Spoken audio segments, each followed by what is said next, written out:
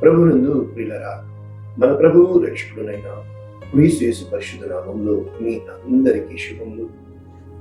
4వ తేదీ ఆగస్టు మాసము 2026 సంవత్సరం. మన జీవితంలో అత్యధికమైన విజయాలు పొందాలని, అసలు విజయము అనేది మనకి ధైర్యాన్ని ఇస్తుందని, విజయము అనేది నమ్మకం ఇస్తుందని, విజయము అనేది మనల్ని ముందుకు నడిపిస్తుందని మనం భావిస్తూ ఉంటాం. ఈరోజు అటువంటి గొప్ప వాక్యాలను నేర్చుకోబోతున్నాము. పరిశుద్ధాత్మని అంతర్జాతీయ పరిశీలన కువైట్. అయితే ఈరోజు దేవుడు ప్రేమించి మనకిస్తున్న గొప్ప వాగ్దానము నేర్చుకునే ముందు మనం చూస్తున్న విజయము, మనము ఆశిస్తున్న విజయము అంటే గెలిపేనా? అంటే గెలిస్తేనే విజయము సాధించగలుగుతామా? మరి జయము అంటే ఏంటి? విజయము అంటే ఏంటి? జయము అంటే ఓకే, అపజయము, జయము, విజయము రెండు ఒకటే కదా. అంటే అపజయం అంటే ఓటమి, విజయం అంటే గెలుపు. రైట్. అయితే ఇప్పుడు మనము గెలిస్తేనే విజయం పొందినట్ల, అంటే ఓడిపోతే విజయం పొందుకున్నట్టు కాదా? అయితే దీనికి ఒక వాక్యము మనం చూసి ముందుకు మన మాటలు వెళ్తే, మొట్టమొదటిది తన్ను తాను తగ్గించుకున్నవాడు బైబిల్ చెప్తుంది. అంటే తగ్గించుకున్నవాడు అంటే తలదించుకున్నవాడు, అంటే ఎదుటివాడి మాటలు ఎక్కువ, మన మాటలు తక్కువ. ఎదుటివాడు మనకంటే ఉన్నతమైన స్థితిలో ఉండడము, మనము తక్కువ స్థితిలో ఉండడము, ఇదా దాని భావము. మరి తగ్గించుకోవడము ఇప్పుడు మాట వచ్చింది. ఎప్పుడు జ్ఞాని అయిన వాడు మౌనంగా ఉంటాడు, మూర్ఖుడు విచ్చలవిడిగా మాట్లాడతాడు, ఎంత మాటకైనా తెగిస్తాడు. అంటే మాటల్లో గెలుపు, మరి ఇక్కడ ఓర్పులో గెలుపు. అంటే అక్కడ మాటల్లో నువ్వు గెలుస్తున్నావు ఈ లోకం ఎదుట, కానీ ఓర్పులో ఎక్కడ గెలుస్తున్నావు? నీ అంతరంగంలో పరలోకం ఎదుట. అంటే ఈ గెలుపు అనేది బహిరంగముగా, రెండవది అంతరంగముగా. కనుక బహిరంగముగా గెలిస్తే సమాజంలో విలువ పెరుగుతుంది. అంతరంగంలో పెరిగితే, అంటే గెలిస్తే నీకు తెలియని ఒక నమ్మకము నీ మీద, నీ వ్యక్తిత్వం మీద, నీ పట్టుదల మీద, నీ నిజాయితీ మీద, నీవు ఎంచుకున్న మార్గంలో అబ్బా నేను నిలబడగలిగాను అనే నమ్మకము నీకు కలుగుతుంది. అంటే ఈ బహిరంగ గెలుపు వలన కొన్నిసార్లు, చాలాసార్లు అది స్థిరమైనది కాదేమో. అంటే ఒక విధంగా చెప్పాలి అంటే గెలుపు అనేది, విజయము అనేది అంతిమము కాదు, అంటే అది చివరిది కాదేమో. అలాగే ఓటమి అనేది, అంటే అపజయము అనేది, ఓడిపోవడము అనేది బహుశా శాశ్వతము కాదేమో. కనుక ఈ రెండింటి సంఘర్షణలో మనము ఇది పట్టుకున్నాము అంటే ఇది విడిచిపెట్టాలిగా, ఇది విడిచిపెడుతున్నాము అంటే ఇంకొకటి దొరకాలిగా. కనుక ఎలాగా అన్న ఈ అయోమయంలో పడిపోతూ ఉంటాం. ఈరోజు అటువంటి ఒక సంఘర్షణతో కూడిన వాగ్దానము, మనము అత్యధిక విజయము పొందుచున్నాము, మనము అత్యధిక విజయము పొందుచున్నాము. ఏమని చెప్తుంది వాక్యము? మనము అత్యధిక విజయము పొందుచున్నాము. రోమీయులకు రాసిన పత్రిక 8వ అధ్యాయము 37వ వచనం. అత్యధికమైన విజయం, జయము కాదు, విజయము కాదు, అత్యధికమైన విజయం. ఇక్కడ పూర్తి వచనము, మనలను ప్రేమించిన వారి ద్వారా మనము వీటన్నింటిలో అత్యధిక విజయం పొందుతున్నాం. అక్కడ ఏవో కొన్ని రాయబడినవి, అవి మనం చూసేస్తే 35వ వచనం నుంచి మనకి ఇక్కడ వచనము ప్రారంభించబడుతుంది. క్రీస్తు ప్రేమ నుండి మనలను ఎడబాపు వాడేవాడు. అంటే ఇక్కడ క్రీస్తు ప్రేమ, ఈ లోక ప్రేమ, ఇవి రెండు. అంటే ఒకటి క్రీస్తు ప్రేమ, రెండు ఈ లోక ప్రేమ, మూడవది మనము ఆశిస్తున్నా, మనము ఎదురు చూస్తున్నా, మనము అనుకుంటున్నా, మనము కలలు కంటున్నా, మనము ఊహించుకుంటున్న ప్రేమ. కనుక ఇక్కడ ప్రేమ 3 రకాలు మనం ఇప్పుడే చూసేద్దాం. మొట్టమొదటిది ఇప్పుడు చెప్పాను కదా, మనము ఏ ప్రేమని ఆశపడుతున్నాము. అయితే ఇక్కడ క్రీస్తు ప్రేమ ఉంది, దానికి మన ముందు ఇక్కడ లోక ప్రేమ ఉంది. కనుక ఈ రెండింటి మధ్యలో, అంటే ప్రేమ అనేది బేసిక్ ఎందుకయింది అని మనం అడిగితే, బేసిక్ ఏంటయ్యా అంటే ఒకటి ఆహారము, 2 పానీయము, 3 వస్త్రము, 4 ఇల్లు. అంటే అన్న వస్త్రాలు, అంటే ఆహార పానీయాలు ఎలా అన్నా తీసుకుంది, అంటే తినడానికి తిండి, ఉండడానికి ఇల్లు, కట్టుకోవడానికి బట్ట. Basic needs. కానీ అది ఈ లోకంలో బ్రతకడానికి, ఈ సమాజంలో మనుగడ సాధించడానికి, నీవు వ్యక్తిగా గుర్తింపబడ్డానికి. అంటే కానీ నీ లోపల the basic fundamental principal essence ఏమైనా ఉందంటే ప్రేమ. ఆ ప్రేమ అనేది ఎంత ఎమోషనల్గా, ఆ సైకలాజికల్గా నీ అంతరంగంలో ద ఇమ్మీడియట్ నీడ్ ఏంటంటే ప్రేమ. మనిషికి ప్రేమను ఇచ్చి చూడు, ఆ మనిషికి ఆ ప్రేమను తీసేసి చూడు. ఇవి రెండే. ఏ రోజునైతే మనిషికి ప్రేమను ఇచ్చేది ఎక్కువ అవుతుందో అది ఆ మనిషిని అతిగారం చేసినట్లుగా, అతిగా సమస్తము అడిగింది ఇచ్చినట్లుగా చెడిపోవడానికి కారణమవుతుంది. అదేవిధంగా ఆ ప్రేమను తీసేసి చూడు, మొండివాడిగా తయారైపోవడానికి, మూర్ఖుడిగా తయారైపోవడానికి, లేకపోతే ఇంకా ఎంతకన్నా ఆ ప్రేమ దక్కక తెగించేసేవారిగా, ఒక ఉగ్రవాదిగా మిగిలిపోతూ ఉంటారు. అంటే ప్రేమ ఎక్కువైనా కష్టమే, ప్రేమ లేకపోయినా కష్టమే. కనుక ప్రేమ ఎప్పుడూ కూడా ఎంతగా ఉండాలో ఈరోజు మనం నేర్చుకోబోతున్నాము. ఇక్కడ చెప్పబడుతుంది, క్రీస్తు ప్రేమ నుండి మనలను దూరం చేసేది ఏంటి? ఇక్కడ కొన్ని ఐటమ్స్ ఇవ్వబడుతున్నాయి. అవి పాయింట్స్ మనం నేర్చుకుందాం. శ్రమ, బాధ, హింస, కరువు, వస్త్రహీనత, ఉపద్రవము, ఖడ్గము మనల్ని ఎడబాపున. ఇక్కడ ఉపద్రవము అన్నారు, దాన్ని అపాయము అని కూడా అనొచ్చు. మనం నేర్చుకున్నాం. ఇందును గూర్చి రాయబడినది ఏమనగా, అంటే లేఖనాలు కోట్ చేస్తూ కీర్తన 22:44 ఉంటుంది. అది కోట్ చేస్తూ, నిన్ను బట్టి మేము దినమెల్లా వధింపబడిన వారము, వధకు సిద్ధమైన గొర్రెలమని మేము ఎంచబడిన వారము, అయినను మనల్ని ప్రేమించిన వారి ద్వారా మనము వీటన్నిటిలో అత్యధికమైన విజయము పొందుచున్నాము. అత్యధికమైన వీటన్నింటిలో. అక్కడ పాయింట్స్ ఉన్నాయి. మనం ఈరోజు అటు ఇటు వెళ్ళకుండా నేర్చుకున్నాం. అయితే తర్వాత పాయింట్ చెప్తున్నాడు, మరణము, జీవము, దేవదూతలు, ప్రధానులు, ఉన్నవి రాబోవున్నవి, అధికారులు, ఎత్తైన లోతైన. అంటే సృష్టింపబడినది మరి ఏదైనా. ఇక్కడ కొన్ని సెట్స్ ఉన్నాయి. క్రీస్తు నందలి ప్రేమ నుండి ఎడబాపును. అంటే ఈ సెట్స్ మనం ఇప్పుడే చూసేస్తే, ఒకటి లైఫ్, డెత్. రెండవది దేవదూతలు, ప్రధానులు. ఇవి అంటే ఇటు దేవదూతలు, ఇటు ప్రధానులు, అంటే ప్రిన్సిపాలిటీస్. అంటే ఇవి దేవుని యొక్క ద అంబాసడర్స్ ఆఫ్ గాడ్, ఇటువైపు the ambassadors of the principals powers of Satan. Okay. ఇక ఉన్నవి రాబోవునవి అధికారులు. అంటే ఈ అధికారం అనేది ఉన్నదైనా రాబోవునైనా, ఇంకా ఎత్తైనా లోతైనా, అంటే కొండైనా లోయైనా, సృష్టింపబడినది మరి ఏది. ఇవి సెట్స్. మనము ఏ రోజునైతే వాక్యాన్ని అర్థం చేసుకుని గ్రహించుకోవడానికి మనం ప్రయత్నం చేస్తామో, ఇంగ్లీష్ వెర్షన్లో ఈ విధంగా ఉంది. Romans chapter 8:37, new international version. No, in all these things, అంటే వీటన్నింటిలో వీఆర్ మోర్ దెన్ కాంకరర్స్, అంటే మనము అత్యధికమైన విజయము పొందుకునే వారంగా ఉన్నాం.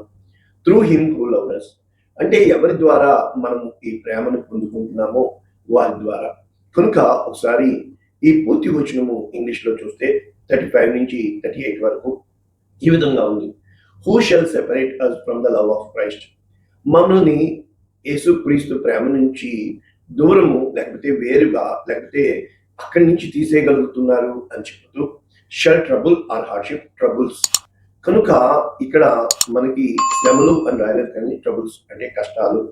తర్వాత హార్డ్షిప్ అంటే ప్రయాసలు, ఆర్ పెర్సెక్యూషన్ అంటే హింసలు, famine, nakedness, or danger or sword. It is written for your sake we face death all day long, అంటే దినమంతయు కూడా వధింపబడుతున్నాము, వధకు సిద్ధమవుతున్నాము.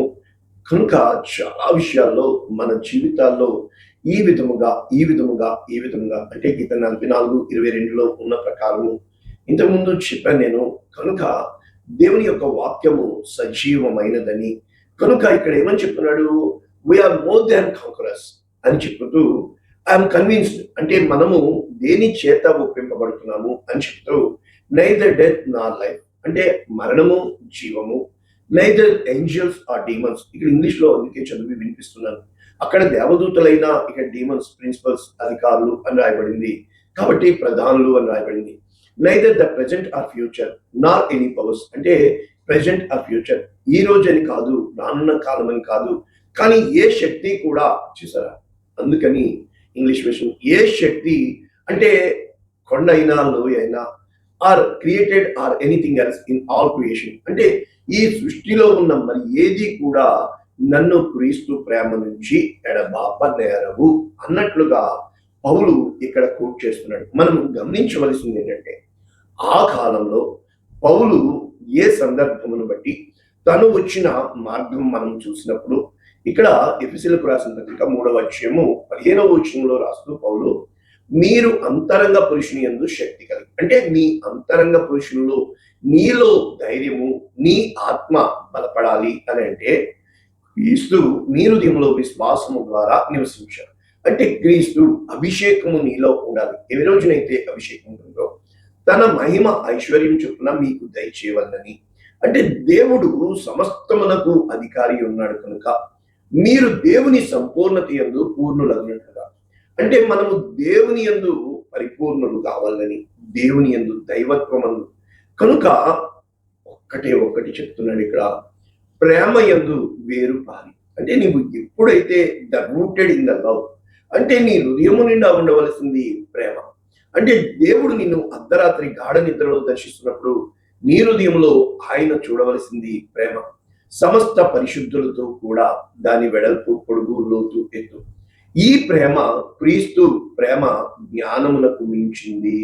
ఎప్పుడైతే ఇది జ్ఞానమునకు మించిందో అడుగు వాటికంటే ఊహించు వాటికంటే అత్యధికముగా నువ్వు ఆ ప్రేమ ద్వారా ఏమైనా చేయొచ్చు. అయితే మనము అటు ఇటు వెళ్లకుండా ఇక్కడే కాన్స్టెంట్ గా మనం ఈ కాంటెక్స్ట్ లో చూస్తే అంటే ఈ ప్రేమలో ఏదైనా కూడా నీవు నిలకడగా ఉండాలి అని అంటే ఖచ్చితంగా అటు ఇటు తొలగకుండా ఉండాలి, నిబ్బరము కలిగి ధైర్యంగా ఉండాలి. నీవు ఎంచుకున్న మార్గంలో ముందుకు సాగాలి అంటే నీకు ఖచ్చితంగా ఇటుపక్క నుంచి పైనుంచి కింద నుంచి నీకు ప్రెజర్ నీ మీద పడుతూ ఉంటుంది. ఎలా ఉంటుందంటే ఎటు పోయినను శ్రమ పడుచున్నను ఒకటి ఇరికింపబడి వారు కాదు అంటే శ్రమలు ఖచ్చితంగా నీ మీద అటాక్ చేస్తాయి కానీ నువ్వు ఇరికింపబడకూడదు. అపాయములో ఉన్నట్లు ఇంకా అయిపోయింది నీ స్థితి అన్నట్లు అంతగా నీ మీదకి వరద పొంగు వలె కష్టాలు వచ్చి నిన్ను లోపల పెట్టేస్తాయి. అయినా ఆ నిప్పు పైనంతా బూడిద ఉన్న ఆ నిప్పు ఆ చిన్న నిప్పు మాత్రము ఆర్పకూడదు, చల్లారిపోకూడదు. అంటే ఉపాయము లేని వారముగా నువ్వు ఉండకూడదు. కనుక ధర్మబడుచునను దిక్కు లేని వారముగా నువ్వు ఉండకూడదు. అంటే నీకు దిక్కు ఉంది అంటే దిక్కులన్నీ మూసుకుపోతాయి కనుక పడద్రోయబడినను నశించు వారము కాదు. ఏ రోజున అయితే నీవు ఏ విధముగా క్రీస్తు యేసు కొరకు నీవు ధైర్యము కలిగి సాక్ష్యము కలిగి నీవు నీ వ్యక్తిత్వాన్ని కాపాడుకోవాలి అంటే నిన్ను పరీక్షలకు అప్పగిస్తాడు. ఈ పరీక్షలు సింపుల్ టైమ్స్ లో మనం చూసుకుని మనము ప్రిన్సిపల్స్ లో మనం వెతికితే మొట్టమొదట ఇక్కడ పౌలు గారు అంటారు కొరింథీయులకు రాసిన 2వ పత్రిక 6:5 నుంచి శ్రమలు ఇబ్బందులు ఇరుకులు. ఇక్కడ ఈ శ్రమలు ఇబ్బందులు ఇరుకులు అనేవి ఎంతగా కటకటలాడిపోతామంటే మనము ఎంతగా నలిగిపోతూ అంటే కుమిలిపోతూ అక్కడికక్కడే అందరూ బాగున్నారుగా అనిపిస్తూ ఉంటుంది. కానీ దేవుని స్తుతిస్తూ నీకెంత అవసరమో నాకు తెలుసు కదా, నేను ఇస్తున్నాను కదా, కానీ నిజంగా అది ఇస్తున్నాను మనం పొందుకుంటూ ఉంటాం కానీ అది it is not enough for your need అంటే నీ అవసరానికి అది సరిపోదు. ఖచ్చితంగా నేను చెప్తున్నాను అవసరానికి ప్రభువా నేను అనవసరం అడగట్లేదు, ఇది అవసరం. కానీ ఆ అవసరములో కూడా దేవుడు నిన్ను ప్రయత్నిస్తూ ఉంటాడు, పరీక్షిస్తూ ఉంటాడు.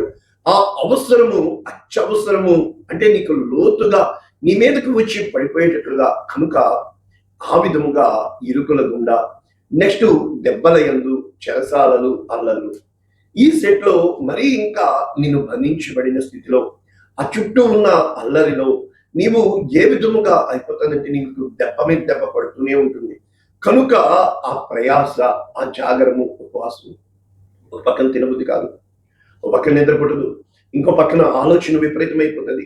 కనుక నీవు మిగ్గుల ఓర్పు అంటే నీవు ఓర్పులో సహనములో సహించుకోవడంలో నిన్ను నీవు దీర్ఘశాంతముతో నిన్ను నీవు పవిత్రతతో నిన్ను నీవు జ్ఞానముతో నీవు శాంతముగా దయగా పరిశుద్ధాత్మయందలి నిష్కపటమైన ప్రేమని బయటికి తీయటానికి, ఇవి నీలో నుండి ప్రేమను బయటికి తీయడానికి, అవి రాకుండా నీ పైన అనగదొక్కడానికి కారణమవుతూ ఉంటుంది.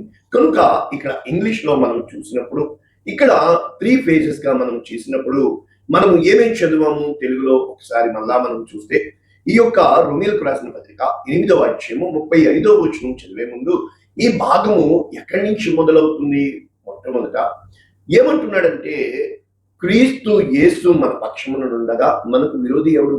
అంటే మన మీద విరోధముగా లేస్తున్న ఇవన్నీ కూడా దేవుడు తన సొంత కుమారుని ప్రాణం పెట్టడానికి ఇచ్చాడు కదా. కనుక మనము దేవుని చేత ఏర్పరచబడ్డాము కనుక మనలో ఉన్న నీతిని బయటికి తీయడానికి స్టేజెస్ ఇప్పుడు చెప్తున్నాడు. కనుక మనల్ని తప్పించడానికి క్రీస్తు యేసు ప్రభుల వారు ప్రార్థన చేస్తున్నారు అని చెబుతూ ఇక్కడ చెప్పబడుతుంది. ప్రేమ నుంచి సెపరేట్ చేసేవి ఖచ్చితంగా నేను ధైర్యంతో చెప్తున్నాను. ఖడ్గము కూడా నా మీద ఏలుబడి చేసి, ఆ ఖడ్గము నా మీద ఏలుబడి చేస్తున్నప్పుడు ఏ క్షణము నా చచ్చిపోతానో తెలియక అన్ని పోగొట్టుకున్న వాడిని కుమిలి కుమిలి కుమిలి కుమిలి ఏడుస్తూ అనుభవంతో నేను నడిచి వచ్చిన మార్గంలో చెప్తున్నాను. నీ చుట్టూ ముందుకు వెళ్ళాలంటే మోయబడుతుంది, పక్కకి చూడాలంటే భయముతో, ఇటు పక్కన చూడాలంటే కన్నీటితో, ఇంకా వెనక్కి తిరిగి వెళ్ళడానికి మనసు ఒప్పక ఆకాశం తట్టు కన్నులెత్తుతూ నీవు తప్ప మరి నాకు దిక్కు లేదు, భూమి ఇక చాలు నన్ను తీసుకో అన్నంతగా నువ్వు కుమిలిపోతావు, నువ్వు విరిగిపోతావు, నువ్వు నలిగిపోతావు. కానీ నీ పైరూపము చక్కగానే ఉంటది. అందరితోనూ నువ్వు ప్రేమగా మాట్లాడతావు. కానీ లోపల ఎంత కన్నీరు, ఎంత వేదన, అంటే నీ లోపల నీ బయట. ఇక్కడ మొట్టమొదటిది మనం చెప్పినప్పుడు శ్రమ, బాధ.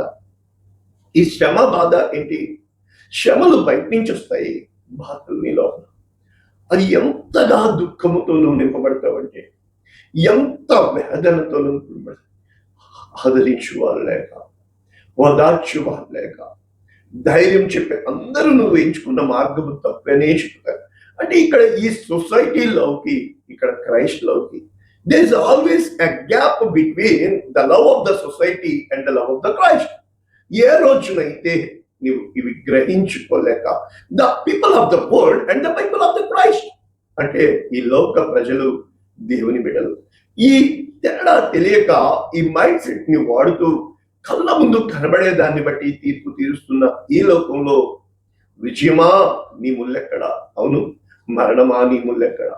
మరణము మీద విజయము సాధించాలి అంటే ఆ మరణ స్థితి గుండా నువ్వు వెళ్లకుండా మరణాన్ని గెలిచావని ఎలా చెప్తావు? అంటే నువ్వు గెలవాలి అంటే you have to pass through. కనుక వీటన్నింటి గుండా నువ్వు వెళ్ళినప్పుడే కదా అత్యధికమైన విజయము. అంటే దినమెల్లా వధింపబడిన వాడిగా, వదకు సిద్ధమైన గొర్రె పిల్లగా అయినను నోరు తెరవకుండా మౌనముగా నన్ను పిలిచిన వాడు నమ్మకమైన వాడు, నన్ను పేరు పెట్టి పిలిచిన వాడు చెయ్యి పట్టి నన్ను నిలబెడతాడు. నీవు ఎంచుకున్న ఆ మార్గము సరి అయినదా కాదా అని పక్కోడు కాదు చెప్పాల్సింది, నీ లోపల ఉన్నవాడు కాదు చెప్పాల్సింది, పైనున్న వాడికి లోపల ఉన్న నీకు ఇద్దరికి ఈక్వేషన్ కుదురుతుందా? అంటే దేవుని యొక్క వాక్యములో శ్రమ ఏ రోజునైతే బయట నుంచి కలిగేది శ్రమ. అంటే ఈ శ్రమకి ఇంగ్లీష్ వర్డ్ ఏమని రాశారు? ట్రబుల్స్ అని రాశారు కదా. అయితే ఇక్కడ ఈ గ్రీక్ వర్డ్ టిల్సి అంటే ట్రిబులేషన్, గ్రీకో రోమన్ సొసైటీలో రాయబడుతుంది. అంటే ఇవి దేనికి సూచన చేస్తున్నాయి అంటే క్రషింగ్. అంటే ఒక ద్రాక్ష పళ్ళని ఏ విధముగా క్రష్ చేస్తే, ఆ వైన్ ప్రెస్ చేస్తే గానుగ నూనె తీస్తారో ద్రాక్ష రసం వస్తుందో, గోధుమని నలిచేస్తే ఏ విధముగా పిండి వస్తుందో అది ఇక్కడ చెప్పబడుతుంది. కనుక ఆ విధమైన ఇక్కడ భావము తెలిసి, రెండవది దీని యొక్క డీప్ థియోలాజికల్ సెన్స్, అంటే దైవిక పరమైన ఆలోచనలు ఏంటంటే ఈ బాహ్యముగా నీ మీద ఎంత ఒత్తిడి ఏర్పడుతుందంటే ఈ డైలీ లైఫ్ లో నువ్వు స్క్వీజ్ అయిపోతూ ఉంటావు, అంటే నలిపివేయబడుతూ ఉంటావు. అంటే నీకు చాలా, అంటే అటువైపు సొసైటికల్ ఎక్స్పెక్టేషన్స్ ఫ్రమ్ యూ, అంటే ఈ లోకంలో నీ మీద ఉన్న కొన్ని బాధ్యతలు, ఇటు పక్కన చూస్తే స్ట్రక్చరల్ కరప్షన్, ఆ లోకము అవినీతితో కూరుకుపోయింది కనుక, ఈ ఫాలెన్ నేచర్ తో ఉంది కనుక, నీవు ఎలాగా అంటే ఎటు విధముగా కూడా వెళ్ళలేక ఎంత భయంకరంగా కుమిలిపోవడము ఇక్కడ భావం చూపిస్తుంది. ఇక రెండవది డిస్ట్రెస్, అంటే బాధ, అంటే కృంగుబాటు, అంటే తడబాటు, ఏమీ చేయలేని నీలో మానసిక వేదన కనుక ఈ స్టెనోకోరియా అంటే అర్థం ఏంటంటే తెలియక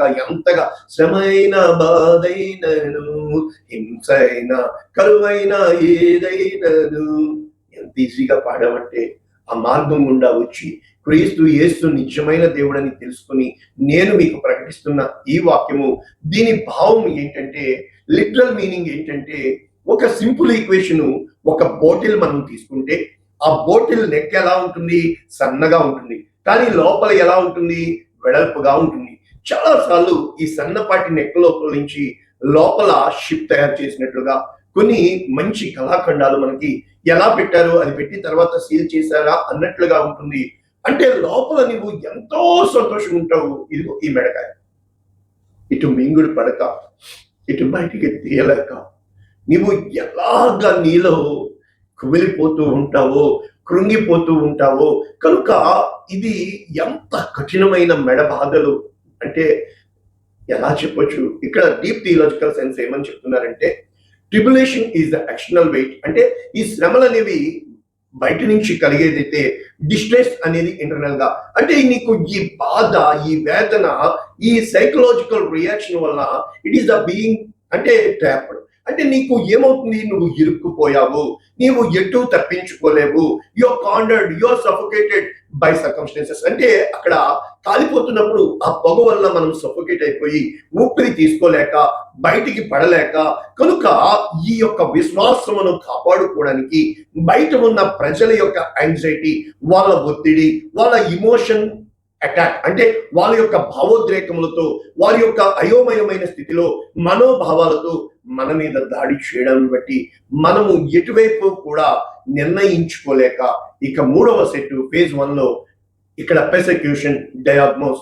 ఈ డయాగ్నోస్ అంటే పెర్సెక్యూషన్, హింస దేనికి కలుగుతుందంటే to be hunted, chased or driven away like prey, అంటే నీవు ఎర్రకు సిద్ధపడిన వాడిగా ఏ మాట మాట్లాడినా పట్టేసుకుంటారు, ఏం చేద్దామన్నా ఇంతేనా, నువ్వు మారవా, అంటే ఎలాగా హింస ఉంటుంది అంటే మన భావాల్ని మాట్లాడాలంటే భయము, చెప్పాలంటే భయము, చెయ్యాలంటే భయము, ఇంకా నువ్వు మారవా.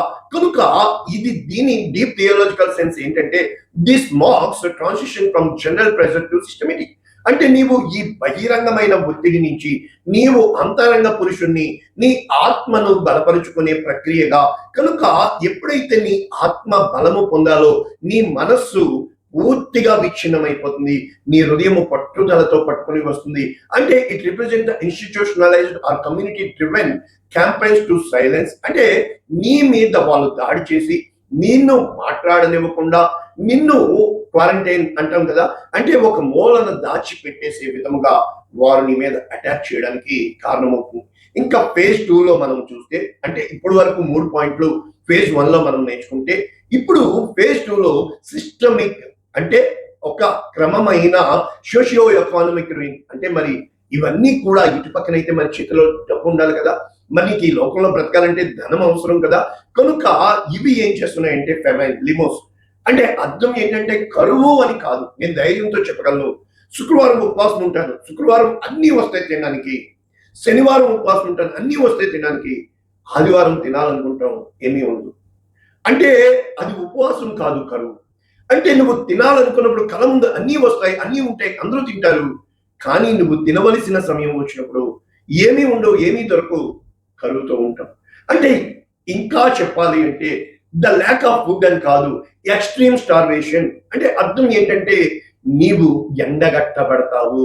అంటే చాలా విషయాల్లో యూత్ లో ఉన్నప్పుడు ఎవరైనా ఇంటికి వెళ్తే వద్దండి నేను తినేసి వచ్చానని అబద్ధం చెప్తాం, లేదు లేదు లేదు నా ఫ్రెండ్ వెయిట్ చేస్తున్నాడు, వాడు తినకుండా ఉంటాడు అని చెప్పి అక్కడ పెట్టింది తినడం మానేసి వస్తాం, ఇంటికి వచ్చాక ఏం ఉండదు, కడుపు మార్చుకుంటూ ఉంటాం. ఇదనమాట మార్చుకోవడము. నీకు తెలియకుండా నువ్వు ఎండగట్టబడుతున్నావు. దీని భావము ఏమని చెప్పడానికి ప్రయత్నం చేస్తానంటే, ఆ రోజుల్లో మిద్యానీయుల బలము చేత ఇశ్రాయేలీయులు మిక్కిలి హీన దశకులాగా, అంటే నీకు అవసరమైనవి అన్ని కూడా వాళ్ళు ఎత్తుకుపోతారు, అంటే నీకు ఉన్నవన్నీ కూడా చక్కబెట్టేస్తారు, కనుక వాళ్ళు నీకు ఎటువంటిది కూడా దొరకదు. పైపెచ్చు భయంకరమైన భయంకరమైన దరిద్రము గుండా, పేదరికము కాదు దరిద్రము గుండా నీవు వెళ్ళవలసి ఉంటుంది.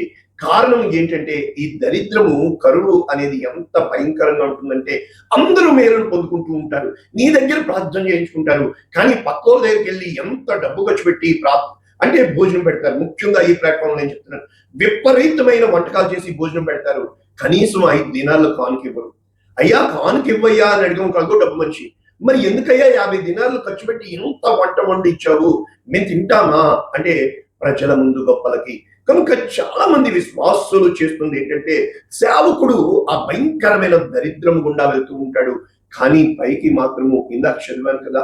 కనుక ఎన్ని విధాలుగా లోపల దేవుడు ఈ మార్గం గుండా నడుస్తూ, ఇది సత్యము అని నేను చెప్పట్లా, నేను అనుభవంతో రుచి చూచి నా అంతరాత్మలో సత్యాన్ని నేను మీకు చెప్తూ, ఇక నేకెడ్నెస్ అంటే దిగంబరత్వము, బట్టలు లేకుండా అవే వేసుకుంటూ అవే అలాగే ఉంటూ, అంటే complete lack of clothing, destitution, public exposure. అంటే అర్థం ఏంటంటే ఆ రోజుల్లో, పౌలు గారి రోజుల్లో ఒక వ్యక్తిని ఆ వస్త్రహీనతను చేసి వాళ్ళు ఏ విధముగా అతన్ని మాన భంగము చేసి, కనుక ఆ విధముగా నీవు ఎక్స్పోజిషన్ కి దేవుడు నిన్ను విడిచిపెడుతూ ఉంటాడు. అంటే అందరూ నీ స్థితి చూడగడుతూ ఉంటారు, నీవు అయిపోయింది, నీ పని అయిపోయింది, ఇంకా నీకేమీ లేదు. కనుక దీని దైవిక భావము ఏమిటి అని మనం చూసినప్పుడు నీకు సెక్యూరిటీ, రక్షణ అనేది కోల్పోతుంటావు, నీ చుట్టూ ఉన్న వాళ్ళే నీకు శత్రువులుగా మారుతారు, నీలో ఉన్న ఆత్మీయ నైతికత విలువలు నీవు పూర్తిగా పోగొట్టుకున్న వాడివై, నీవు ఎంచుకున్న మార్గము ఇంకా ఒట్టిది, అబద్ధము అనగా ఒక మంచి పాట అది, అది ఒక్క చరణం మీకు అర్థమవుతుంది. విశ్వాస పోరాటములు ఎదురాయే శోధనలు, లోకాశలాల జడిలో సడలితి విశ్వాసములు, దుష్టుల క్షేమమునే చూచి ఇక నీతి వ్యర్థమని అనుకునగా. చెప్పండి, ఇది దీని భావం. అందరూ బాగానే ఉంటారు, నేను ఎందుకు ఎంచుకోవాలి మార్గం, ఇది తప్పేమో. ఇక చివరిగా phase 3, the ultimate moral threads. అంటే ఈ మోరల్ థ్రెడ్స్ ఎలా ఉంటాయంటే నీ చుట్టూ రెండు, ఒకటి డేంజర్ అని ఉంది, తెలుగులో ఉపద్రవం అని రాశారు. ఇక స్వోర్డ్, ఖడ్గము, ఖడ్గమని రాశారు. కిండినోస్, అదే విధముగా ఇక్కడ మకాయిరా అంటే అర్థం ఏంటంటే హైవీ రిస్క్, అంటే నీ చుట్టూ ఉంటారు కానీ నీకు గొదులవుతూ ఉంటారు, నీ చుట్టూ ఉంటారు కానీ నిన్ను ట్రాప్ చేస్తూ ఉంటారు, అంటే నీవు నీళ్లు పోస్తూ ఉంటావు, పక్క నుంచి వెళ్ళిపోతూ ఉంటాయి. ఎలా ఉంటాయంటే ఎక్కడి నుంచి యుద్ధం జరగదు, ఎక్కడి నుంచి పోరాటం జరగదు, నీ చుట్టూ ఉన్న వాళ్ళే వాళ్ళు ఒకటైపోతారు, సిండికేట్ అయిపోతారు. దావీదు ఒంటరిగా అయిపోయాడు, చుట్టూ ఉన్న వాళ్ళందరూ రాళ్ళెత్తి కొట్టి చంపేయడానికి ప్రయత్నం. ఎలా ఉంటుందంటే వీళ్ళు నా వాళ్ళే కదా, నేనే తెచ్చాను కదా వీళ్ళని, నేనే తీసుకొచ్చాను కదా వీళ్ళని, ఎందుకు ఇలా తిరగబడుతున్నారు. ఏ రోజునైతే the psychological terror of living with a constant target on your back, నీ యొక్క వెనుక నుంచి వెన్నుపోటు, కత్తిపోటు, నీ వెనుక ఉండే వీళ్ళు చక్కబెట్టేస్తూ ఉంటారు. అది ఎంత భయంకరమైన ఆ భీతి గుండా, టెర్రర్ గుండా నీవు వెళ్ళాలంటే, అంటే ఏమని చెప్పొచ్చు అంటే దేనికి కూడా గ్యారంటీ లేని స్థితి. కనుక ద రిస్క్ ఆఫ్ బిట్రేయల్, అంటే నీ ముందు ఒక మాట, వెనక ఒక మాట. మరి యూదా ఇస్కరియోతు కోసం ఈ మధ్యకాలంలో చెప్పాను, ఏమయ్యా అంటే నాతోనే ఉన్నావు కదా, నేను ఎవరో నీకు తెలీదా, నీతో ఉన్నవాడే నిన్ను నమ్మేస్తాడు, నీతో ఉన్నవాడే నీ మీద కాలు రేపుతాడు, నీతో ఉన్నవాడే ఎక్కడి నుంచో వస్తాడు, వాడు నిన్ను పూర్తిగా నీ దగ్గర ఉన్న ప్రజల్ని వశపరుచుకుంటాడు, వాళ్ళందరినీ ఎత్తుకుపోతాడు, నువ్వు ఒంటరిగా మిగిలిపోతావు. ఎలా ఉంటుంది అంటే ఈ ఉపద్రవం అనేది నీవే నీవే నీవే నీవే నీవే నీవే నీవే నాధారము, నిరాశల ఉషోదయంలో కరణ పంట కనుమరుగైన కనుచూపు మేరలో ఏ విధముగా అయితే నీకు ఉషోదయం అనేది లేకుండా గుండె పగిలి వచ్చినా వీళ్ళనా నేను పోషించింది, వీళ్ళనా ఎలాగ కేకలు వేసినా కూడా ఆయన దేవుడుగా ఆయన మౌనంగానే ఉంటాడు. కానీ నువ్వు గుండె లోతుల్లో, నీ గుండె లోయల్లో దేవా ఎన్నాళ్ళు విడిచిపెడతావు, దేవా నీవు తప్ప దిక్కు లేదయా. అయ్యో, ఇది నీ ఆత్మఘోషని, నీ ఆత్మ ఆక్రందన అని, నీ ఆత్మ పరమాత్మతో ఏకీభవిస్తుందని, ఆ లోతైన జలములలో దేవుడు నిన్ను నడిపిస్తున్నాడని, ఆ లోతుల్లో ఆ లోయల్లో దేవుడు దొరుకుతున్నాడని, ఎక్కలేనంత ఎత్తైన కొండపైకి ఎక్కించాలంటే ఈ స్థితి గుండా నీవు రావాలని దాని భావం తప్ప నిన్ను చంపేయడానికి కాదు, నిన్ను మోసం చేయడానికి కాదు. క్రీస్తు ప్రేమ దొరికే స్థానము ఆ లోయ, ఆ లోయ అనుభవము. ఇక చివరిగా స్వోర్డ్, ఖడ్గం. దీని భావం ఏంటంటే ఆ రోజుల్లో ఇంకా నరికేసి చంపేమనే వాళ్ళు కదా ఖడ్గానికి. కనుక ఆత్మీయ భావం ఏంటంటే ద ఫైనల్ ఎస్కలేషన్, అంటే నీవు ఇంకా వధింపబడతావు, అంటే మొక్క చెక్కలుగా నరకబడతావు. ఏ విధముగా ఉంటుంది అంటే ఇంకా నీకు స్థానం ఉండదు, నువ్వెవరివో నువ్వు మర్చిపోతావు. అసలు నేనేనా, నన్ను దేవుడు సేవకు పిలిచాడా, నేను ఎందుకు చేస్తూ బతుకుతున్నాను, నా బ్రతుకు విలువేంటి, నా దర్శనం ఏంటి, నేనేం చేయాలి, ఇప్పుడు ఎలా ఆలోచించాలి, ఏ విధంగా నేను ఉండాలి. కనుక the sword represents ultimate judicial power of the state, అంటే to impose punishment on you, అంటే నీ మీద తీర్పు విధించబడింది. దేవుడు ఏం చెప్తాడు తెలుసా, వెల చెల్లించు, కమాన్ పే ద ప్రైస్. వెల చెల్లించకుండా నీకు ఆశీర్వాదం రాదు. నీవు వెల చెల్లించాలా, నీవు ఖచ్చితంగా వెల చెల్లించాలా. You have to pay the price for what ever you need. నీకు ఏది కావాలో దానికి వెల చెల్లించాలా. కనుక క్రీస్తు ప్రేమ నీలో పరిపూర్ణము కావాలి అంటే అది ధనము పెట్టి కొనేది కాదు, గుణముతో సంపాదించుకునేది. అది జనము వలన వచ్చేది కాదు, ఆ జనము నిన్ను ఒంటరితనములో విడిచిపెట్టడం వలన వచ్చేది. కనుక ఏ రోజున అయితే నీ స్థితిగతులు పూర్తిగా సిలువ వేయబడిన క్రీస్తులాగా వస్త్రహీనతతో, శరీరమంతా గాయాలతో, ఒంటరితనముతో, ఆకాశమునకును భూమికి నీ మధ్యన బ్రేలాడుతూ కుమిలి కుమిలి నా దేవా నా దేవా నన్నెందుకు చెయ్యి విడిచితివి అన్న స్టేజ్కి రావడమే, నీవు పూర్తిగా విడనాడబడిన స్థితికి రావడమే, నీలో పూర్తిగా మరణము రూల్ ఓవర్, అంటే the death should rule over you. అంటే ఇక నీకు ఎటువంటి స్థితిలో వెలుగు కానీ, ఎటువంటి స్థితిలో మేలు కానీ, ఎటువంటి స్థితిలో నీకు కనీసము నిరీక్షణ, కలవరాల కోటలో ఉపద్రవాల వలయంలో నిరీక్షణకు ఆధారం కానరాని సమయాన నీవే నీవే. ఏ రోజునైతే నీ చుట్టూ ఇలా ఉంటుంది, బట్ నీ అంతరంగంలో when you know the heart of God, నీకు దేవుని హృదయం తెలిసినప్పుడు, come on ya child, this is the day that the Lord has chosen. ఇది యెహోవా ఏర్పరిచిన దినము, దీని యందు ఉత్సాహించి సంతోషించుదాము. For God is on my side, who shall be against me? దేవుడు నా పక్షమునుండగా నాకు విరోధి ఎవడు అని చెప్పి నువ్వు చెప్పుతూ హల్లెలూయా స్తుతి మహిమ అని చెప్పి నువ్వు చేతులు ఎత్తినప్పుడు దేవుని మహిమ నీలోకి వెళ్తుంది. కారణము నీ హృదయం విరిగి నలిగిన స్థితిలో, విరిగి నలిగిన ఆత్మతోను హృదయపూర్వక ఆరాధనకు సత్యముగా నా ప్రాణ ప్రియుడా యేసు రాజా అర్పింతును నా హృదయార్పణ. So your heart is going to be a precious offering in the sight of God. దేవుని దృష్టిలో ఆత్మార్పణ చేయకే ఆశించితి నీ చెలిమి, ఆమును ప్రేమించుచునే అరసితి ప్రభుని కలిమి. ఆశా నిరాశాయే ఆవేద నిదురాయే ఆధ్యాత్మిక లేమికని అల్లాడే నావలలో నడిపించు నావా.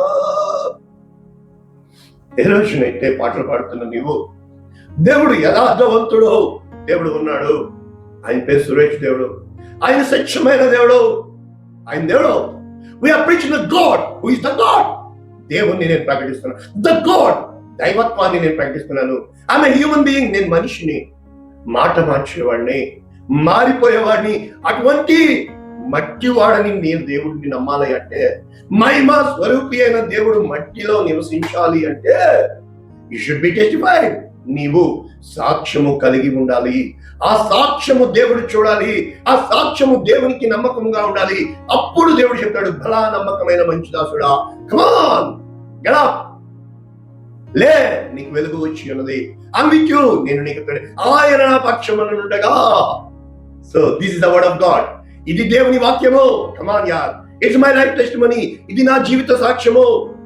ఏ రోజునైతే ఆయన ఉన్నాడు అని చెప్పాలి అంటే, నీవు ఉన్నా లేకపోయినా, నీకు ఏది జరిగినా జరగకపోయినా దేవుడు దేవుడే. ఆయన దేవుడు కనుక ఈ రోజున నీవు పోగొట్టుకున్న వాటికంటే, అడుగు వాటికంటే, ఊహించు వాటికంటే అత్యధికముగా నీ దేవుడు నీకు చేస్తాడు. ప్రార్థన చేద్దాం.